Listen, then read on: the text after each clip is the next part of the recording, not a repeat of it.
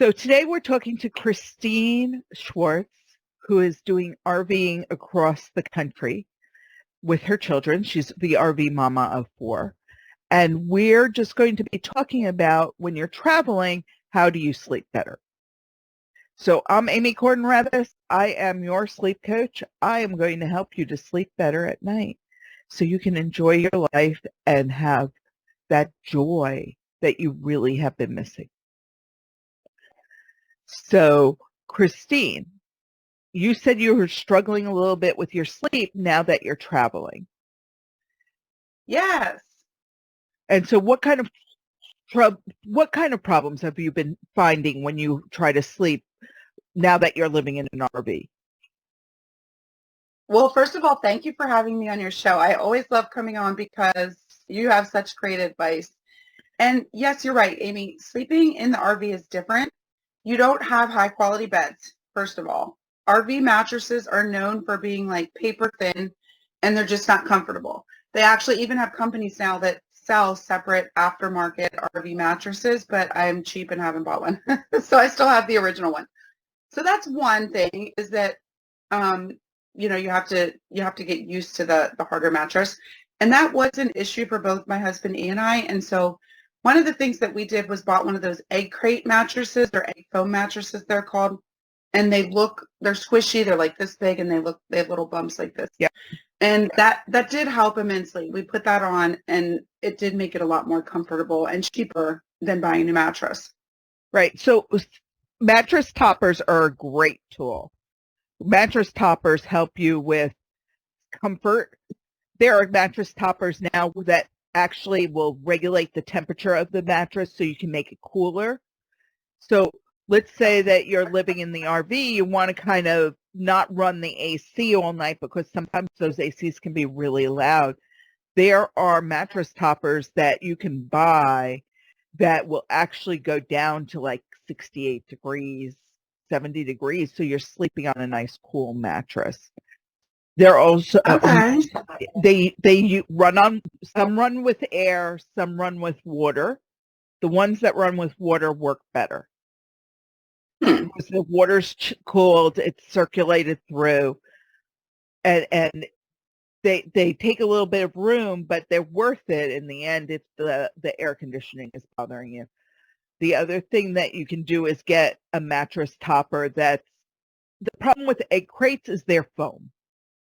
So you want to kind of find one that maybe will be a gel foam mix. So that way it's a little bit cooler because when you're traveling, there's a lot of hot weather. Yeah, sure. So looking for one that's a little bit better quality than just the egg crate that has a gel foam mix will probably help a lot because you're right. They're put in there.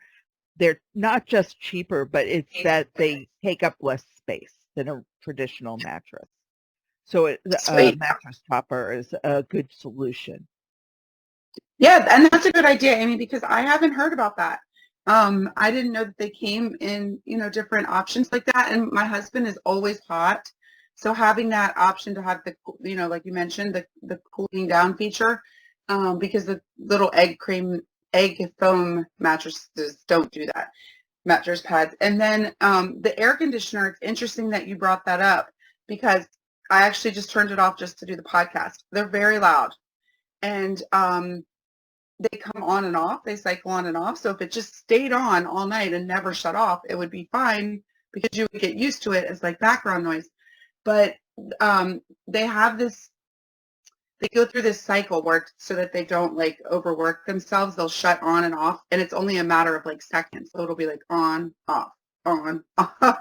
And so it does kind of drive you crazy. So there's certain tricks that you can do with that. Like you don't put it on auto, you just put it on high. So it just runs all night, but then you're cold or, so that was a great option too, to instead of messing with all that, just use the gel or foam combination mattress pad.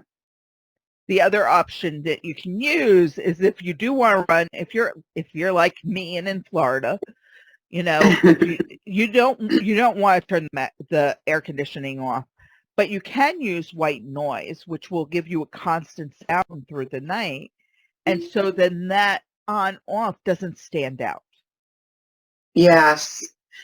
That's a good idea, because another issue is that we often have to stay in between on travel days. We'll stay at Walmart's or just somewhere. We get in late a lot of times and we're not to our destination yet. And so I don't want to go mess with trying to get into a campground and then paying for a campground and then leaving at 7 in the morning.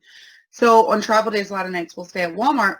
Well, I have 2 RVs, but this RV does not have a generator.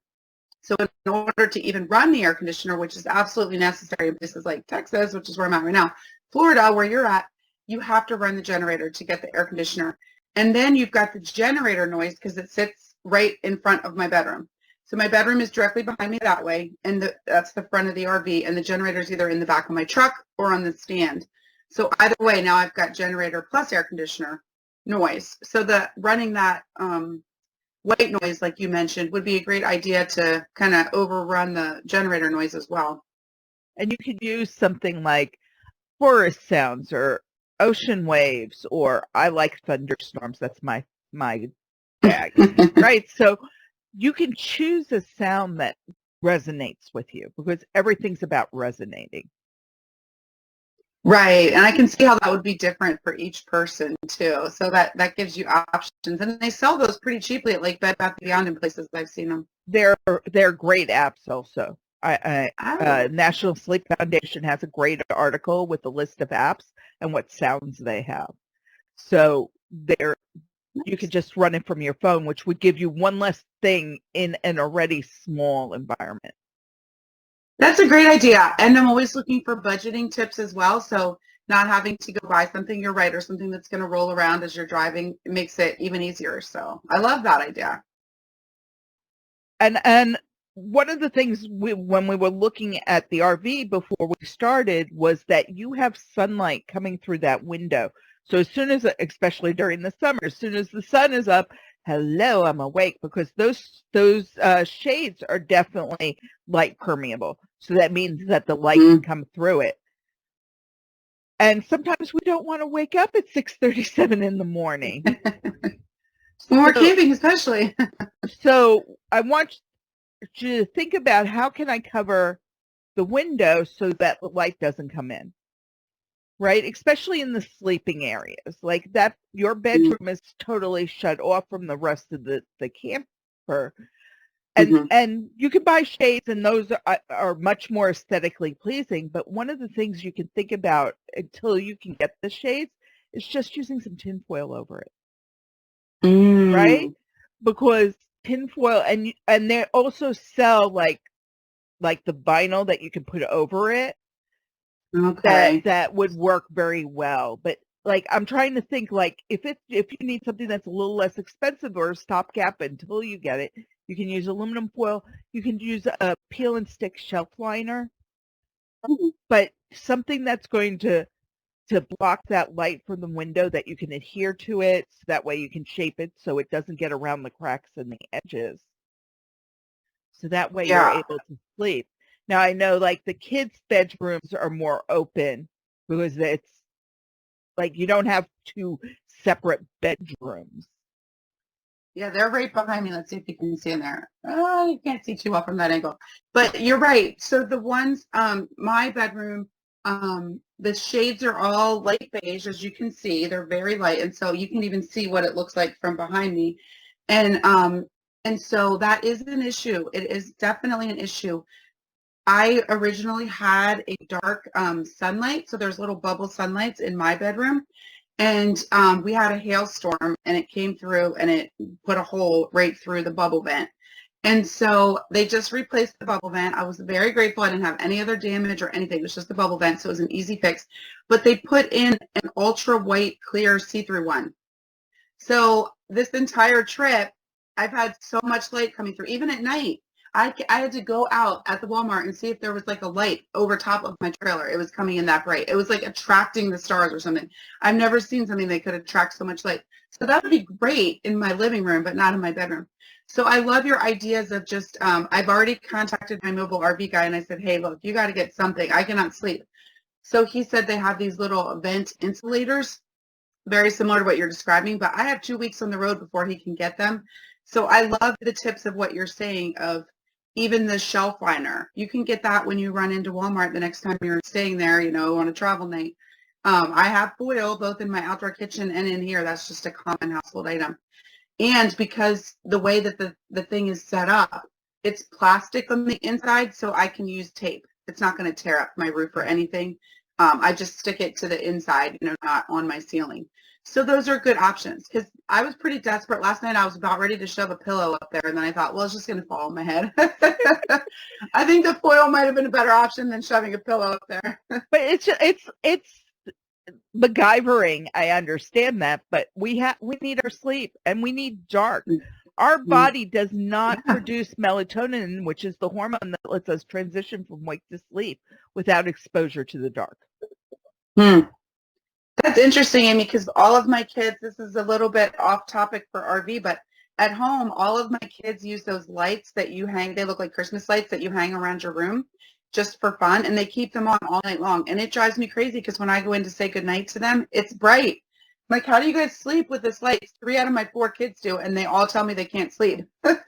So, Amy, you might be onto something there with even just the lights at home. Yeah, because those lights will interfere with their body's own ability to make melatonin. So that's interesting. You need to consider that. I'm wondering about, because you're living in an RV, and how is, like, we need routines. Like, you need to be going to bed at the same time most of the time, and you need to be waking up. Do you find it difficult to do your routines, to go to bed around the same time and wake up at the same time? Yeah, absolutely. Because for us, RVing is like vacation. So we just started going full-time RVing 3 days ago, literally. So the kids haven't actually done it yet. I've been full-time RVing. Our house, actually, we're having an estate sale today, selling almost everything we own. So they haven't really gotten to truly experience what it's like to not go back to the house yet. None of us really have. So it's very, very new. But that is a huge issue that we dealt with over the summer, because every summer for the last 8 years, we've traveled the whole summer. I just take the kids on the road the whole summer. And it's like a big party. It's a vacation. They'll stay up till midnight, 1 in the morning. Oh, we have to watch one more movie. Oh, I need a s'more. I'm hungry. And I kind of let them get away with it because it was summer and vacation, even though I was too exhausted to get up, and I'm like, whatever, I'm going to bed, But you're right. Now, that's a great point, because now the hardest part about that, Amy, was trying to transition back to school. So you come back in August, and all of a sudden they're like, well, we're not tired. Well, who goes to bed at 10? We don't want to go to bed at 10. And so I kind of, let them get away with that, because it was like a never-ending summer vacation. But that's not going to work very well when you're trying to transition back to school and when you're full-time, because then it never ends. Then it's like, well, when does it end? So what are your tips for that? So, like, you want to be an 80-20 person. There are reasons to stay up late, right? You're with a group of people, you're having dinner, you're around the campfire. You've got to enjoy that. But any day that you're not doing, like on travel days, or any days that you're not doing something special, the bedtime should be the same, right? So choose what bedtime it is, whether it's 9 o'clock or 10 o'clock. Make sure that you have a half hour prior to bedtime to have a bedtime routine and wind down, right? You want that, you need that wind down time. And that should always be a no screen time zone. You should have 30 minutes before bed that's no screens. Because again, that light confuses the brain, and the brain doesn't understand it needs to be making melatonin. So that should be like doing quiet activities. If you're having a hard time unwinding, maybe doing a relaxation exercise. If you're having problems with the hamster wheel running because you're a mom, maybe a little bit of journaling.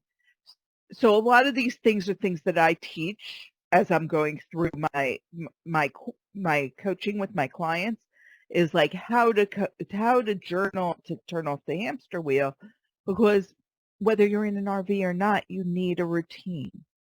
The same with the morning. When you're in the morning, you need a routine.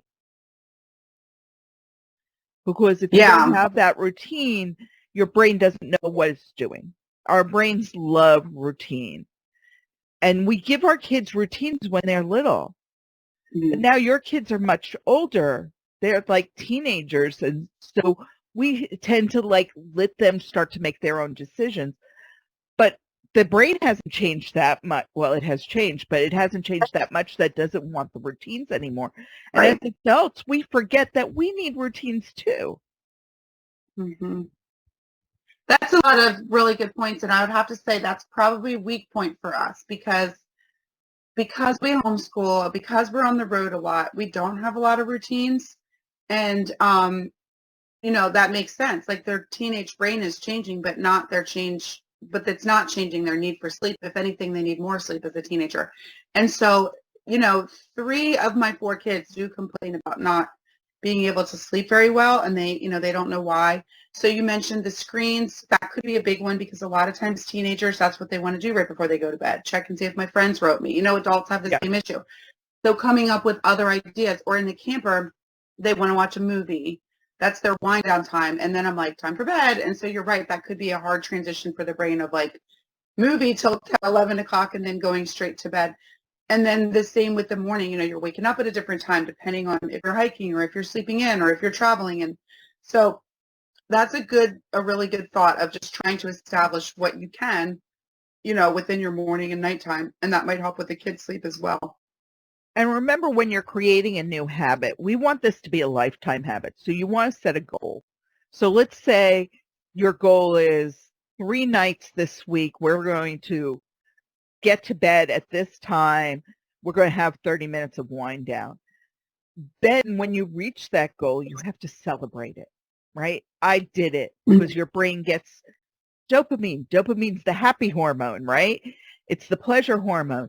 So you've got to celebrate it. And the celebration can be small. I mean, it can be something like, oh, I reached my goal. I'm going to spend, because we're girls, I'm going to polish my nails, or I'm going to give myself one of those facials, the little cloth facial, something like that.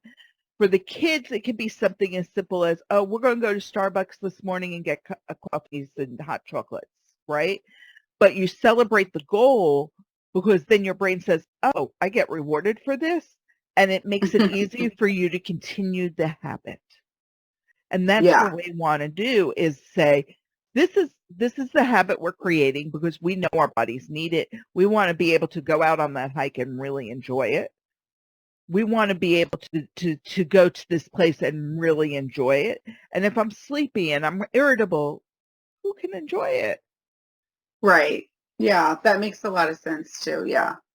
And being on the road, you're in tight quarters. So that'll definitely be an adjustment for us going full time. During the summer, we always kind of know, oh, it's just for the summer.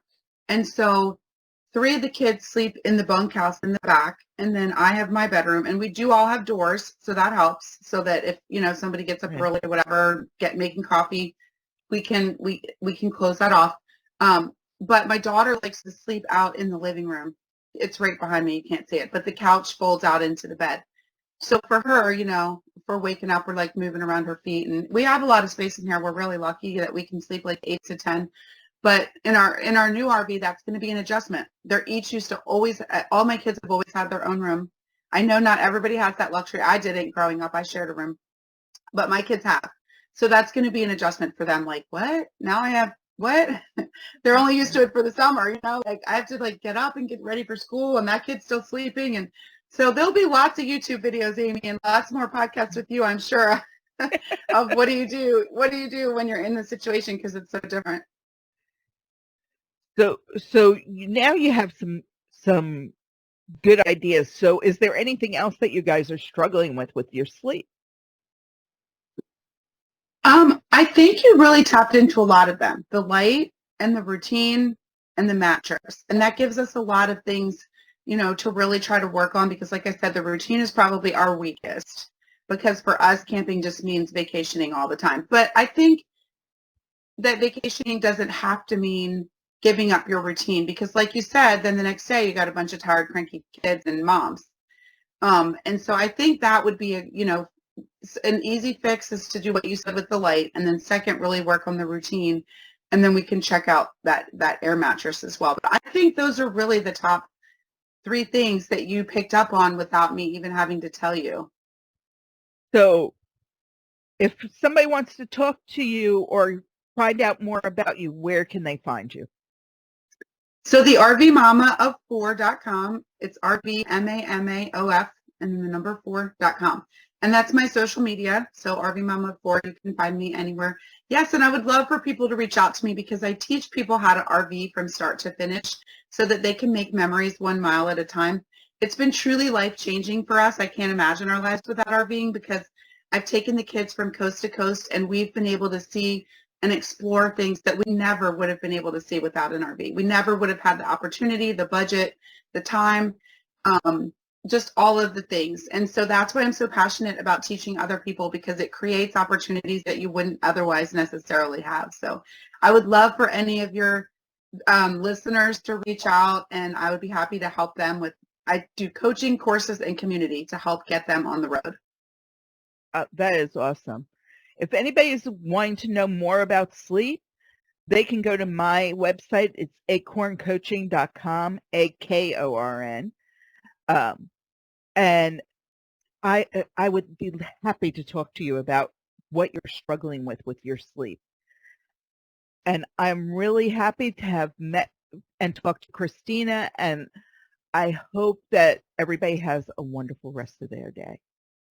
Thank you, Amy. Thanks for having me on.